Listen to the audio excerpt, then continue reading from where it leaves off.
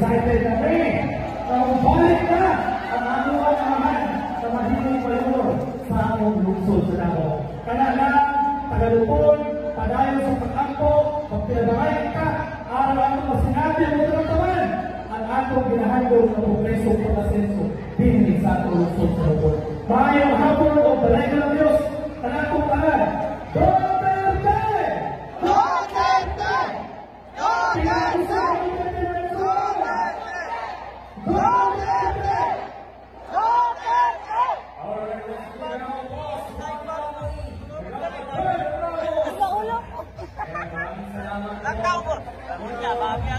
Sa mga sinabi paggamit tayo about the ICC.